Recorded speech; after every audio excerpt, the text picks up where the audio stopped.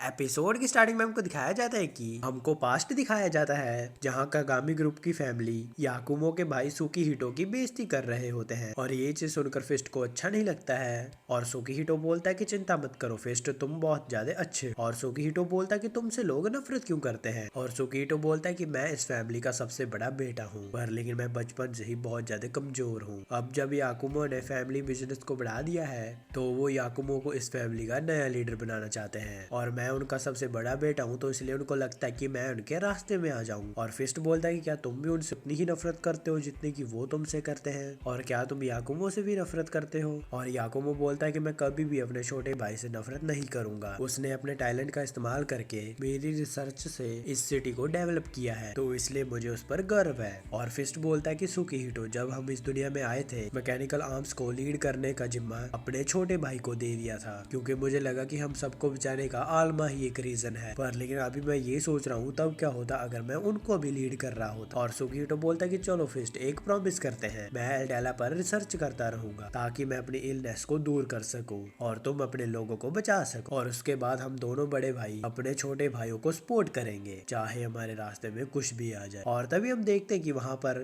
Research के दौरान एक एक्सीडेंट हो जाता है जिसके कारण याकुमो बहुत ही ज्यादा इंजर्ड हो जाता है और आल्मा भी उससे अलग हो चुका होता है और सुकीहिटो फिस्ट को उसके साथ जोड़ देता है और फिस्ट को अपना प्रॉमिस निभाने के लिए जिंदा रहने के लिए बोलता है। और तभी सीन प्रेजेंट का आता है और हम देखते हैं कि हिकारू फिस्ट के सामने खड़ा हुआ होता है और हिकारू बोलता है कि चलो आल्मा जुन को वापस लिया जाए, और ये चीज बोलकर वो उसके ऊपर अटैक कर देता है और हम देखते हैं कि वहाँ पर एक धमाका हो जाता है। और तभी आल्मा बोलता है कि इस हालत में तो हमें इन दोनों को जबरदस्ती से अलग करना होगा। और तभी हम देखते हैं कि फिस्ट एक ब्रिज के ऊपर चला जाता है और हम देखते हैं कि वो अपनी पावर की मदद से पानी के अंदर से एक बड़ी बिल्डिंग को निकाल लेता है। और आल्मा बोलता है कि ये तुम क्या कर रहे हो फिस्ट। और फिस्ट बोलता है कि जब तक ये मेरे पास बॉडी है और आर्बिटर में एम्प्लीफिकेशन है तब तक मैं एल्डेला की पावर को इस पूरी दुनिया तक एक्सपेंड कर सकता हूँ, जिसके बाद मैं सारे ह्यूमंस को कंट्रोल करके इस जगह को हमारे रहने के लायक बना दूंगा। और आल्मा बोलता है कि मैं तुमको ऐसा नहीं करने दूंगा। और फिस्ट बोलता है कि अच्छा तो ऐसी बात है, फिर तो मुझे तुमको ही पहले खत्म करना होगा। और हम देखते हैं कि वो एक दूसरे के ऊपर अटैक करते हैं पर लेकिन हम देखते हैं कि उनको कुछ भी नहीं होता है। तभी फिस्ट आल्मा के ऊपर अटैक करता है पर लेकिन हम देखते हैं कि वो उनको डॉज कर जाते हैं और हम देखते हैं कि फिस्ट हिकारू को मारकर पानी के अंदर गिरा देता है।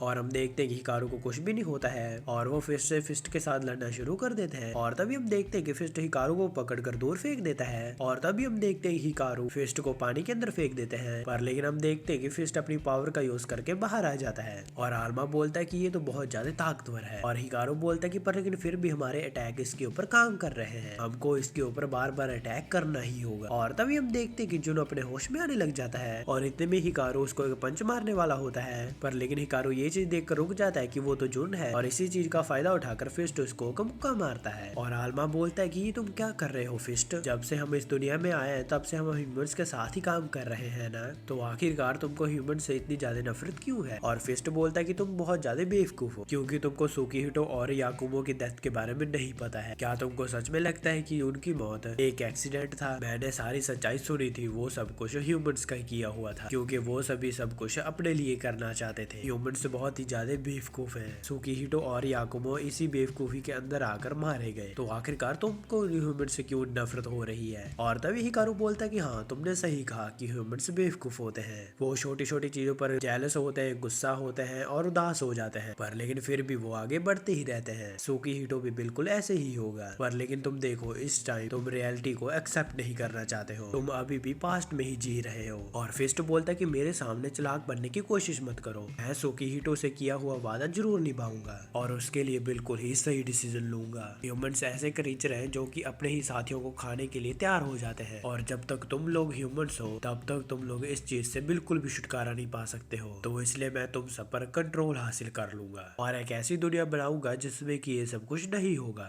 तो इसलिए तुम बताओ आल्मा, तुम क्या करना चाहते हो? क्या तुम अभी भी उनका साथ देना चाहते हो जिन्होंने याकुमो को मारा है? और इतने में फिस्ट उनके ऊपर फिर से अटैक कर देता है पर लेकिन हम देखते हैं कि उनको कुछ भी नहीं होता है। और तभी आल्मा बोलता है कि मुझे इस बारे में बिल्कुल नहीं पता है पर लेकिन मैं ये बात जानता हूँ कि याकुमो और सुकीहिटो ये बिल्कुल नहीं चाहेंगे कि तुम ये सब कुछ करो। और हम देखते हैं कि वो दोनों फिर से लड़ना शुरू कर देते हैं और तभी हम देखते हैं कि फिर से जुन होश में आ रहा होता है और जुन हिकारू को बोलता है कि मुझ पर अटैक करो पर लेकिन हम देखते हैं कि इतने में फिस्ट फिर से उसके ऊपर कंट्रोल पा लेता है अपना। और हम देखते हैं कि वो तो बहुत दोनों खतरनाक लड़ रहे होते हैं। हम देखते हैं कि वो दोनों ही एक दूसरे पर भारी पड़ रहे होते हैं और इतने भी फिस्ट लेजर से उसके ऊपर अटैक करता है और हम देखते हैं कि वो उसकी लेजर को रोक लेते हैं और तभी वो दोनों एक दूसरे पर अपनी पूरी पावर से अटैक करते हैं और हम देखते हैं कि फिस्ट नीचे आकर गिर जाता है और फिस्ट बोलता है कि सुकीहिटो ने वो सब कुछ किया जो कि वो अपने भाई के लिए करना चाहता था। वो कमजोर पैदा हुआ था और उसकी फैमिली ने उससे नफरत की, पर लेकिन वो फिर भी उनके ऊपर ना ब्लेम डालते हुए बहादुरी से खड़ा रहा। पर लेकिन फिर भी उसको क्यों मरना पड़ा? ये सारी ही उन ह्यूमंस की गलती है। ये एक ऐसे बेवकूफ क्रीचर है जो कि अपने इमोशंस पर जीते हैं। तो आखिरकार तुम इनको क्यों बचाना चाहते हो आल्मा? और ये चीज बोलकर वो हिकारू को एक मुक्का मारता है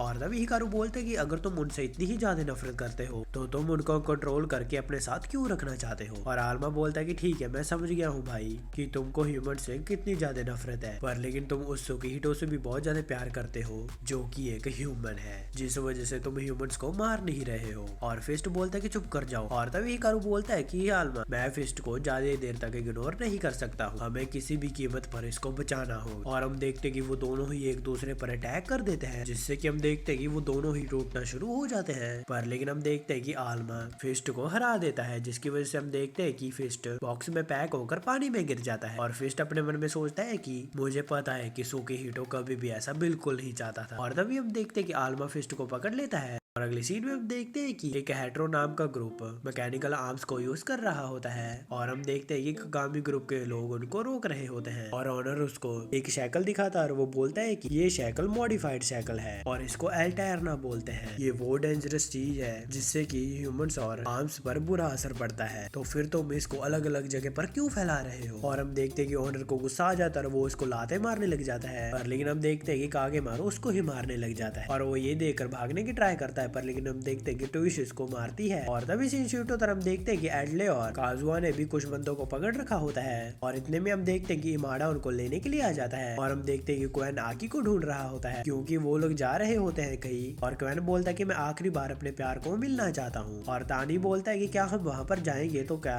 कैरेक्स ठीक हो जाएगा? और क्वेन बोलता है कि हाँ हो जाएगा क्योंकि ये रिसर्च मैंने की है, क्योंकि हम मैकेनिकल आर्म्स की दुनिया में जा रहे हैं तो एडले के अकॉर्डिंग वहाँ की कोर पेयर टेक्नोलॉजी से हम कैरेक्स को ठीक कर सकते हैं। और तभी शिनशूटो तरफ देखते हैं कि आकी ने एक बंदे को पकड़ रखा होता है और वो उसे बॉम्ब टाइप मैकेनिकल आर्म के बारे में पूछती है और इतने में हम देखते हैं कि वहाँ पर फुबुकी आ जाती है और वो आकी को लैब में चलने के लिए बोलती है। और तभी कागामी ग्रुप के एक लड़की बोलती है कि हेट्रो क्राउन एक क्रिमिनल ऑर्गेनाइजेशन है जो कि मैकेनिकल आर्म्स का यूज करता है और ये ऑर्गेनाइजेशन अब और भी ज्यादा जल्दी से बढ़ रही है। और तभी जुन बोलता है कि जो लोग अब तक छुपे हुए थे वो इस हादसे का फायदा उठाकर अब सामने आने लग गए, पर लेकिन हम उनको उनकी मर्जी नहीं करने देंगे। कागामी ग्रुप बहुत टाइम से आर्म्स को एक टूल्स की तरह यूज कर रहा था, पर लेकिन चाहे ये फिस्ट और आल्मा की वजह से ही था, पर लेकिन इसमें फिर भी हमारी भी एक गलती थी, तो इसलिए अब हम याकुमो और सुकीहिटो के अकॉर्डिंग काम करेंगे जहाँ पर मैकेनिकल आर्म और ह्यूमन से इकट्ठे काम करेंगे।